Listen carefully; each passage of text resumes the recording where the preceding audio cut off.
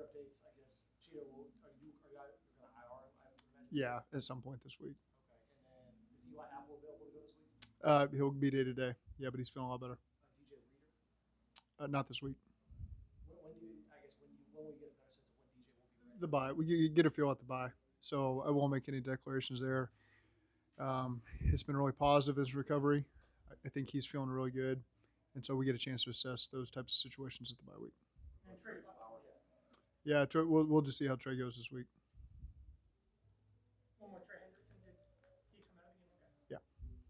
And Sam's finger. Yeah, Sam. I mean, it's his finger. It bothers him, but knowing Sam, he'll fight through it. Logan Wilson came out of it fine. Mm-hmm. Yeah, he did. Yep. How do you Logan's feel good. about the cornerback group as a whole without Chido? Obviously, you have a lot of trust with Eli if he's able to go, but just knowing that Cam Taylor, Britt, and you guys have other players that you're going to rely on. Yeah, that's where the depth in the room really has to step up, and it's a group that we're confident in. They need the experience, and so they're going to get some experience. Guys like Cam, and that's a good thing for the depth of the room. And it's unfortunate Cheeto's such a leader for us and great player. Of course, that's hard to replace, but again, we've got confidence. I know Chuck's done a great job with that room, developing those guys, and when their number's called, they'll be ready. How can Dax Hill help you with the depth with what you're trying to do right now? Well, he's played a lot of those roles in college, and some of the coverage things we've asked him to do in the packages he's played, gives him a chance to help you in a lot of different areas of need, like he did in the game the other day, going out there at corner. It's not something he practiced very limited in training camp. I think a day or two there at corner, so he's aware, and again he's a guy that can serve a lot of roles for you. Do you have to start doing more of that in practice to have him potentially be somebody that can play outside corner for you? Is that something you have to start looking at? That was something we've discussed, not necessarily corner necessarily, but just again ways to continue to bring him along. He's done a nice job. He's active. He's doing everything he can, and just finding spots for him. What are the conversations, Zach, when a player like Chido goes down, in terms of using a player that you have on the roster and plugging him in versus changing scheme, changing our approach to compensate? What are those conversations like? Well, very different conversations because one's a personnel conversation of who's available and how do you fill that spot, and then B, that's for Lou to decide during the course of the game, and then in the week after, as you're evaluating what you got to do, of does that change your scheme or do you continue to do what you do, and some of that has to do with the team you're playing against. Those are decisions we've got to make. I'm not talking Carolina necessarily, just overall. It's where do they stress you, and how do you need to continue to evolve? Back to Dax. When you took him in the first round, was his role that you projected kind of how it's gone this season? Well, it's a long-term role for Dax, and it's for any rookie. We were fortunate enough to have a lot of vets on that side of the ball, and so we knew that there was great chances early on that it was very few snaps, like it has been, and that he'd have to step up on special teams and continue to earn his way. And again, we just saw a really good player available to us at this spot, and so we took the best player that's available to us, and really happy with his approach and his future for us, immediate and future. And so again, he'll continue to serve some good roles for us. Looking at tape of both those guys after the game with young players like that, Yep. there can be peaks and valleys, ups and downs. Yep. Were there more ups than downs? There was good and things that we can improve on as well, and I think that's what you got to look at, and that's to be expected. There's no shocker there. They're playing against good players, and so again, there will continue to be areas that they can improve in, and I know that they will. How big of a challenge it is for a guy that has not repped at outside corner to Yeah. step in and do that if asked? Yeah, that's incredibly difficult, to get out there and I'm sure it feels very different. There's times certainly the safeties get put out there when you're covering a tight end in man coverage and he's flexed out. So it's not foreign to them, and obviously Dax has played some of those roles in his past. But when you're out there and it's now a receiver, Amari Cooper, and you're matched up, it's different. If you haven't practiced it, and appreciate the way that he fought and went in there and did everything he could for us. Zach, what was the kind of conversations like internally amongst the front office ahead of the trade deadline, and kind of what led to y'all not making any moves there? Duke always does a thorough process of evaluating any potential needs we could have, and ultimately we stood pat.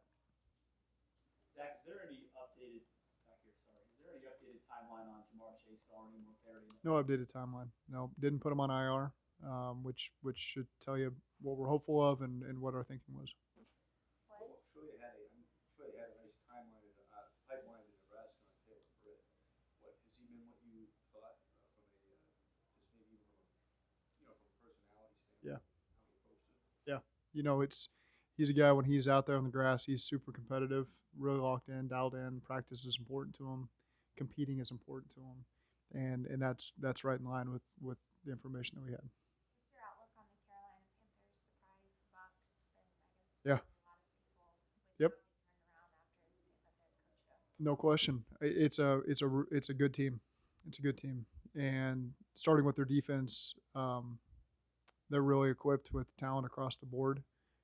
They do a good job with their scheme, and that's maybe evolved a little bit the last 3 weeks, but really good.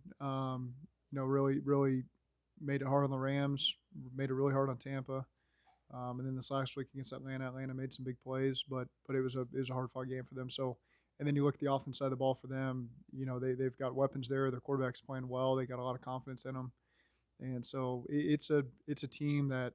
I don't really care what their record is. We just watch the tape and we see the issues that they pose and the talent that they have and the coaches they have on staff that are really doing a nice job putting them in a position to be successful. And they've had some games that haven't gone their way, but and not for 1 second do we look at that record and think that's the type of team this is. This is a really good team that is going to fight you and has a lot of good playmakers on this team. What did you think of PJ Walker's throw at the end of that game? It's that's one you can tell felt really good when that came off his hand. You've kind of got those long distance tosses you've done and probably summertime in college as quarterbacks, and he's kind of moving to his left, his momentum's going forward, and you can just tell he got everything into that ball, and it came off his hand real nice. It didn't flutter at all. It's much farther than most guys can throw it, certainly. But I'm sure in his head that thing came right off his fingertips, and he thought, "Yep, I got that one." And it's really to a guy where everyone kind of fell asleep back there because the ball was probably initially supposed to go the sail route, and he just kind of felt like they had an edge over the top on the linebacker in the corner, and I think it even surprised the receiver there for a second. If you watch him, he kind of rolls up and then bursts and makes a great catch, and what a spectacular play. So credit to him for buying time. They gave him time. He bought time, and then just heads up to be available down the field and finish the play was really impressive. How would you evaluate the offensive line as a whole 3 weeks? I think they're doing a great job. What do you like about what they've done so far? Uh, Yeah, the communication, the protection, the camaraderie. Really, really pleased with that group. How would you evaluate Joe Mixon in all phases as a runner, a receiver, and in pass pro, and would you consider spreading snaps around to others? We do. I mean, Samaja's got, I think 17 catches this year. Mixon's got over 30. He's been really productive in the pass game, which even when we're not giving a lot of carries, that's an extension of the run game. Burrow does a great job spitting the ball out to Joe quickly so he can get downhill, and he does a really good job punishing people on contact, getting us what we need to stay efficient on normal downs. And so been really pleased with that part of things. Probably pass pro. I think in pass pro, those backs, they got to do a good job on the linebackers as they blitz inside there, and there's always things that we can improve on. But I think those guys really pay attention to the details and do everything we're asking them to do. Chris Evans had that nice catch on third down early in the first drive, as a matter of fact. How hard does it remain to get him reps with all the other offensive weapons?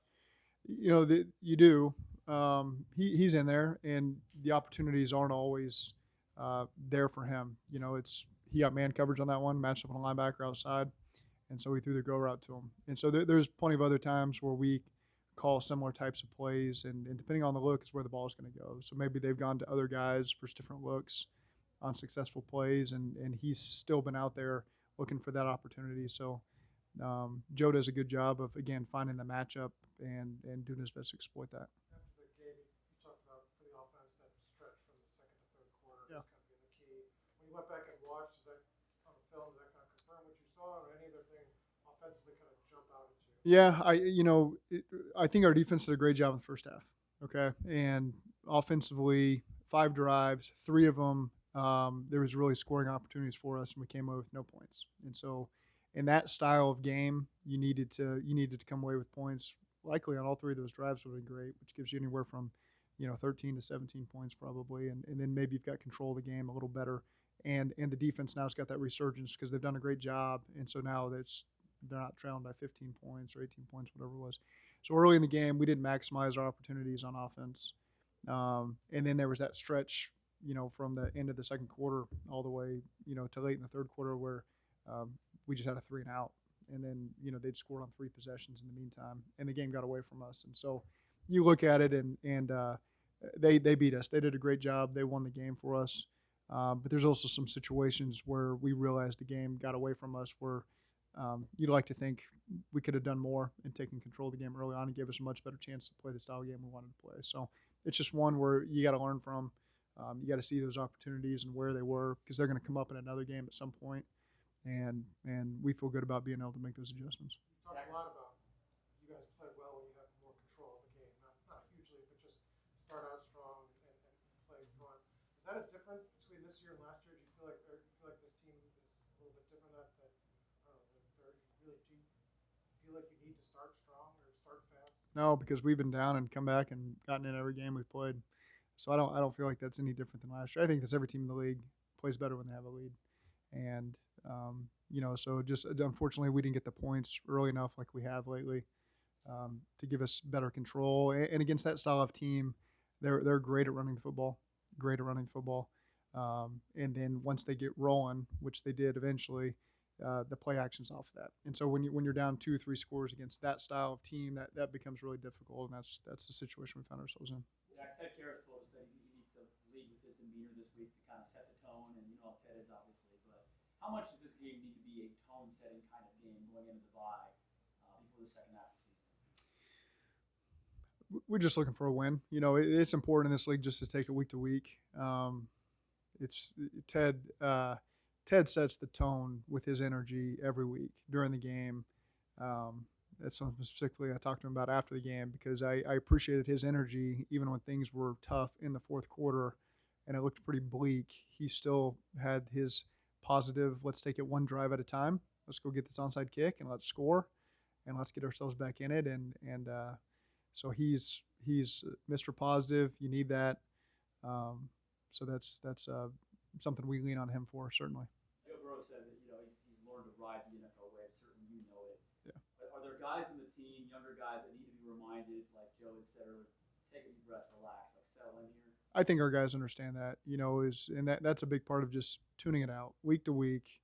You're Super Bowl contender to you're going to have the first pick in the draft. That's the wave that seems like every team's riding right now. And our guys do an excellent job of understanding because they've been through these seasons before. Last year we were in a very similar position, lost 2 games going into the bye, had no momentum, and then resurged there at the end. And obviously that's not what we're staring down this year. We want to get this win this week against Carolina, but it's going to take everything we got because again I've just watching the tape of these guys. I got a lot of respect for what they're doing right now, and the way that these guys are playing, and the talent that they have. Again, this is a team I've had much interaction with over the last 10 years, and so these Atlantas and these teams like this that you're really studying up on and learning more about their players. Just you end up walking away with a lot of respect for a lot of the talent on this team and names you've heard but never really studied that much, and they've got a lot of talented guys. What would you like to, was there from a staff perspective, is there something that you would like to see more from Chris Evans in order to feel better about putting him on the field more? He serves a role for us, on special teams and in some of the things that he does on offense. When you look around, and this is the busiest deadline day in history, Mm-hmm. after a couple of weeks of it, do you have any theories onto why this has become so active this time? No, I don't, because it lulled you to sleep. The last couple of years lulled you to sleep. That there's always the conversations, and nothing ever happens. Aside from 2 or 3 moves, maybe. This year there was a lot. And again, nothing directly impacts us with our team or the Panthers. So you move on and you get ready for your game and you move on and you're aware you've seen some of the transactions that happen around the league, but I don't have any theories because I just focus on our roster and getting ready for this game, and they didn't have any personnel moves that changed them, so nothing directly impacted us. So it's just kind of you see the transaction and you move on. As a coach, is there a thing where, okay, guys in the locker room maybe say, okay, my team didn't make a move. Did you have to address that? Like, No. Is there a message No. that is sent with that? I think our team feels very comfortable with the type of team that we have, and again, they do such a great job of just taking it week to week, and you could feel it even in the locker room. It was disappointing after that game, disappointing because we went in there intending to win, thought we'd play well. We didn't, but you could just feel the understanding of the team where, okay, we got to quickly reset and put that one behind us. That was one of those games that, just we couldn't get things going our way, and you got to put it behind us. It's not indicative of who we're going to be the rest of the season, and go get a chance to grab some momentum here at the end of this week. You don't have much of a sample size, but I mean, obviously not having McCaffrey is a big loss to any offense. But how much has their offense kind of changed schematically in the couple of weeks since they haven't had him? It's you play teams every week that have an injury to a key player, and so really that's all it is to us. He appears on the tape, and then he doesn't appear on the tape, and so it's just an injury in our minds as we play this week. And they've got other, Foreman's filled in well. They have Chuba Hubbard's done a nice job and things they've asked him to do. So they still have guys and personnel that they can utilize. And I know coaches on their staff, they're really good football coaches, and so they're doing a good job utilizing the personnel the right way. Zach, just overall thoughts on the death of Adam Zimmer and kind of what was the interaction that y'all had with him and kind of what was Yeah. Adam's a great guy. He was a great guy. Really enjoyed getting to know him the last couple months. I think everybody in the building that was around him really thought a lot of him as a person, his personality. It's you focus on the person. He was also doing a great job. So I had a lot of respect for how he approached the profession and the job he was doing there. And it's heartbreaking news to get when someone had kind of come into your life like he had all of us, and he became a friend to all of us. To get the news is awful, and then you feel awful for his dad and his two sisters, and so certainly our prayers are with them. And it's just it really it's heartbreaking for those who knew him, those around the profession that knew him. I know a lot of guys on a lot of staffs that worked with him or knew him and were impacted certainly. So it's terrible news.